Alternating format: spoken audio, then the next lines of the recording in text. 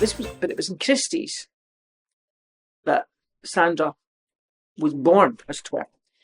And again, it was Jane that was emceeing that night, but I had been at something, and or maybe it was me and Jane was it. Anyway, we were both there. I do remember that.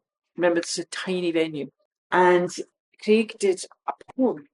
He did a poem about his circumcised penis. And then it went very quiet. And then all of a sudden, Tommy Shelton said to him, he's got his kit off. So, of course, Jane and I came out immediately. And trim chap was Mr. Campbell back in those days. Yes. Anyhow, I couldn't see anything because I was too short. And there was all I could see. He was. I could see he was naked from the waist up. I couldn't see anything else.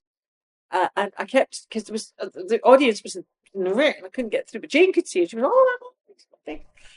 and there was all I could see was two women at the front, right at the front, and they had like so groin height, right, and they were looking straight at Craig, and one of the girls just sort of went, then she got her glasses and went,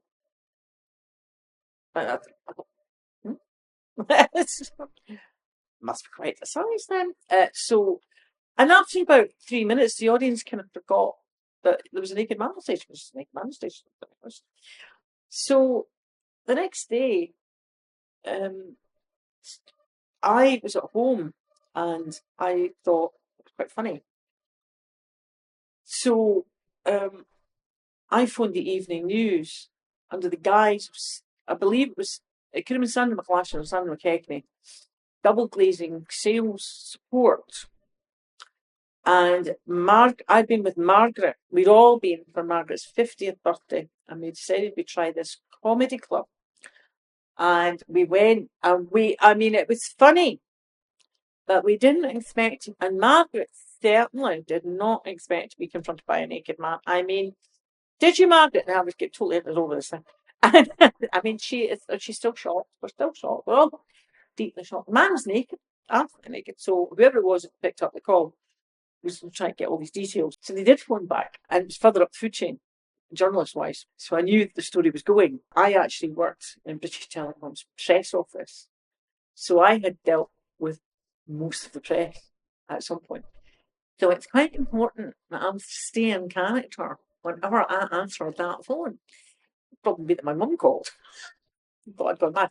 Anyhow, so they called back and they said, "Oh, hi, blah, blah, blah." Oh, yes, absolutely. It's terrible. I mean, it's absolutely naked on stage, and I'm not sure that's legal.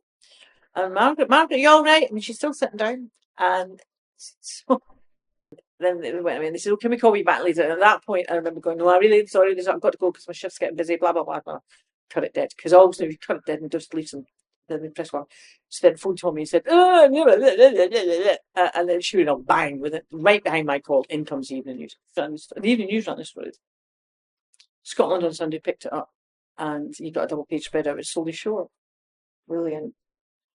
And she became slightly legendary. And they kept trying to track her down. I know they kept trying to track her down, but it was like, I was planning on, I thought, I wonder if I can kill her. That's quite cool. Whatever she is now. Well, actually, I've heard. And she left her man. It was really tragic. And yeah, her and Margaret ran away together, which was really nice. And they set up a wee boarding house in Rhyl in Wales.